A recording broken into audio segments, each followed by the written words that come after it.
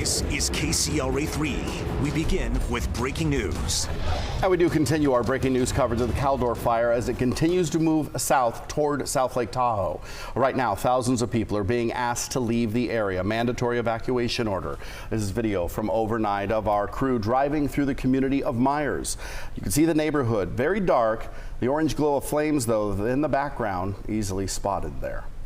Evacuations have been ordered again for all 22,000 residents in South Lake Tahoe. But people were told to leave as the wildfire threat burns ever closer. So here's a map, and this shows you which areas are under evacuation orders. Everything you see shaded in red is a mandatory evacuation. What you see in yellow is an evacuation warning. And the list of all of those will be located not only at the bottom of the screen, but also on KCRA.com and our KCRA app. There are also several overnight shelters available and open for evacuees. They include Cameron Park Community Services District in Cameron Park, Green Valley Community Church in Placerville, Rolling Hills Church in El Dorado Hills, Douglas County Community Center in Gardnerville, Carson City Community Center and Carson City High School in Carson City, Nevada, and Truckee Veterans Hall in Truckee. We also have this information posted at KCRA.com. CAL FIRE is updating the numbers for the Caldor fire each morning at around 7 a.m., so we expect we'll have some fresh numbers in about a half hour. Here's what we know right now. The Caldor fire has burned more than 186,000 acres. It's at 15% containment. Nearly 500 buildings have been destroyed, and there are another 33,000 structures that at this point are still threatened.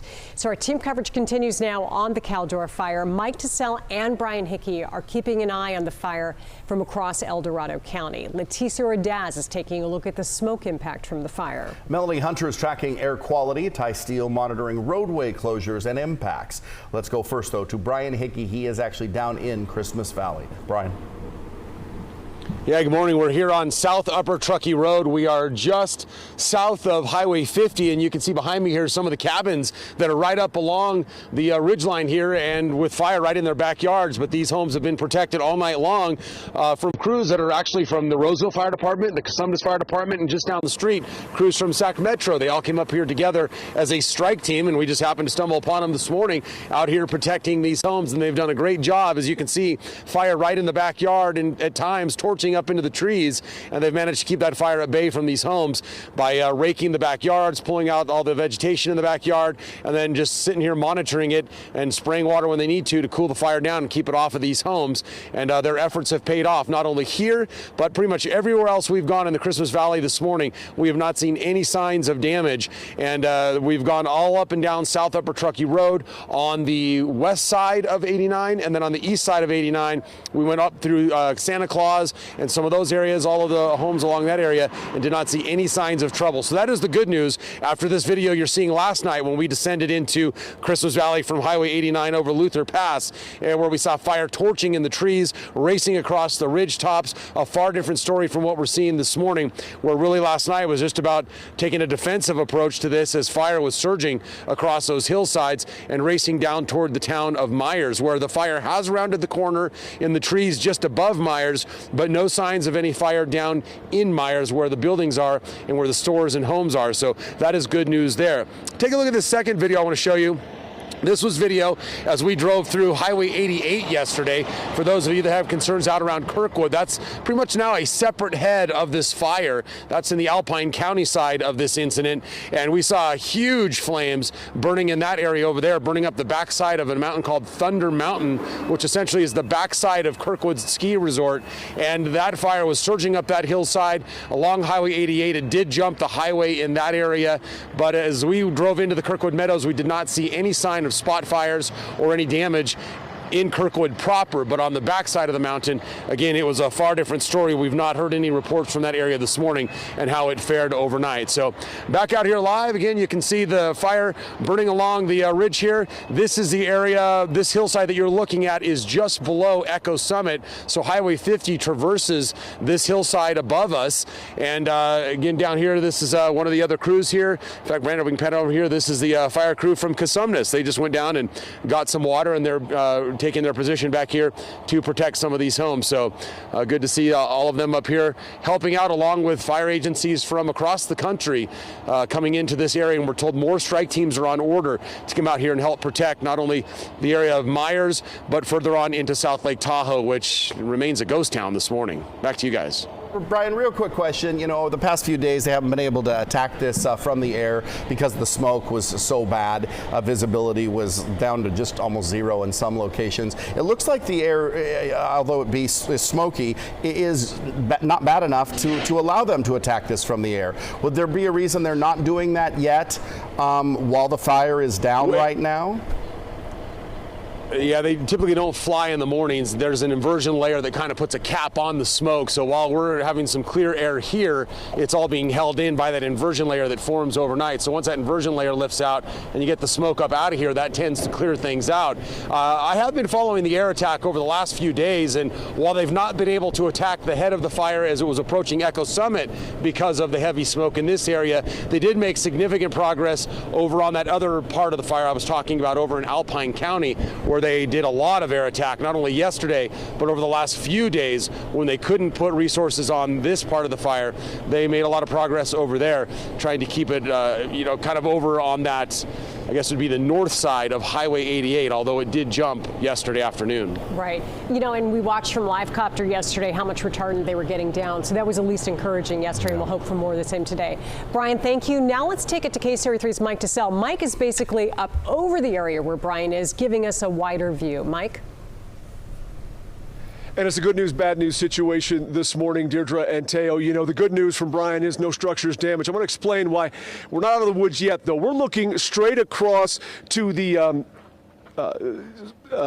easterly direction from Highway 50 over across Highway 89 to where that spot fire erupted yesterday above Christmas Valley. You can see it's quite smoky here because we also have fire right below where we are. So we have smoke coming up from there, kind of obscuring that fire line straight across from us. But you can see how that smoke is the wind is pushing the smoke straight towards, like the Tahoe Paradise area of the South Lake Tahoe proper. So again, winds are going to be a concern here today. Let me explain, though, again, this is a spot fire, and that is why we're not out of the woods yet. So as we come over to the right, my photographer Paul Westbrook ultimately going to make his way and shoot kind of down through this smoke of the fire right below us, and right behind that, in Christmas Valley, you might be able to make out the rooftops of some of the homes and cabins in this area. Now, keep in mind, this is an area that largely it has not burned yet,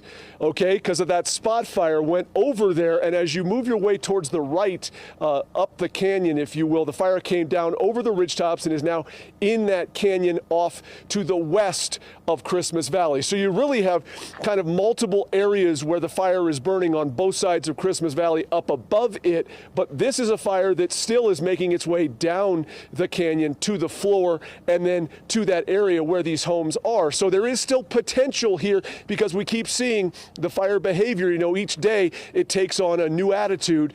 So at this point in time, I would not, rest completely easy just yet, as fire crews will have another day of having to worry about, the fire starting to make its way in the unburned areas. And again, keep in mind, as we pointed out 24 hours ago, we were standing right here and there was no fire, and it has now crested over down Echo Summit and made its way all the way down into Christmas Valley. And of course, that spot fire on the other side of Highway 89, and the real telltale headline from that is to see the smoke and the direction it is moving straight towards downtown, or the South Lake Tahoe proper area, that Tahoe Paradise area, and towards that area where 89 meets up with 50. So clearly it's going to be another day in which fire crews are going to have to be on their toes, depending on what happens with those winds. Yesterday we saw this fire flare up again, make a good run.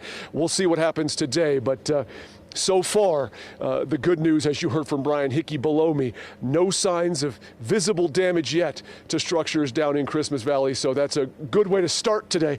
Let's hope that fire crews can keep it that way as far as this fire down in the basin.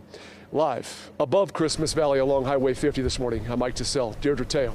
Yeah, let's hope, boy. All right, great perspective there, Mike. Thank you. So the Caldor Fire, as you've been seeing, has been producing these really big plumes of smoke, and understanding what the plumes are doing, what direction the wind is taking them, is actually a critical part in fighting the fire. Well, Leticia Ordaz live in Placerville this morning, where that area has dealt with a lot of smoke, and to share the findings of a professor from Reno studying the fire and why it is so important for communities everywhere this fire season. Good morning. Good morning, Tara and Deirdre. Take a look at the impact of the Caldor Fire. Week 2 now, and people are continuing to camp out off this Walmart parking lot here in Placerville. So yeah, a lot of smoke in the air right now. And the professor studying the Caldor Fire says understanding the plumes of smoke can be critical in saving lives because it gives fire officials real-time information so they can evacuate communities safely, just like they did in South Lake Tahoe yesterday and just like they did in Pollock Pines 2 weeks ago. Professor Neil LaRue at the University of Nevada, Reno, has been researching wildfire weather and smoke plumes for some time now, and this is a 3-dimensional rendering from the Caldor Fire on Sunday, and it's a combination of hot spots detected from the infrared aircraft observations. It shows a large plume coming off the head of the fire over Echo Summit. That means there are more and more material and debris that's being lofted up into the air and then dropped back down to the surface. Professor LaRue says the plumes are on their way, and they really create a dangerous situation for so many communities.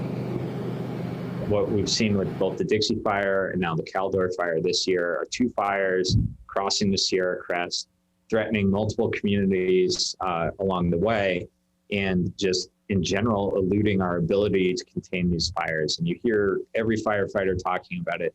These aren't the fires that they were fighting before.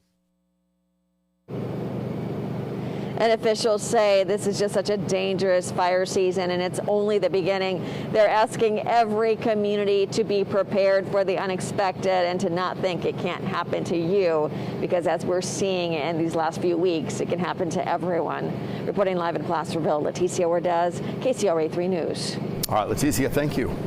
All right, let's go ahead and talk weather at 6:45. Melanie Hunter joining us now with the impact of the fire on the air quality. Yeah, so right now taking a look at the worst of the air quality, where you see the brightest colors, the pinks, the oranges, the yellows, that's where we have the thickest concentration of smoke. So in the area between Placerville, where we just saw Leticia, and then stretching north to about Auburn, covering areas like Georgetown, then also in and around Blue Canyon, that's where I'm seeing some of the worst air quality. But then also to the north of us due to the wildfires that continue to burn to the north of us. Let's talk about the wind. The wind is going to be crucial as we continue into the afternoon. So right now, as we take a look, we still have a fairly light wind that has been in place. But here's where we have Mike Tassell over at Echo Summit. Then we also have Brian Hickey in Christmas Valley. Mike Tassell said they're starting to feel more of a breeze. We've been pretty fortunate this morning that the wind has remained fairly light. Now, some of the higher elevations, like in and around Lake Spring, we typically show you that camera shot showing you little plumes of smoke.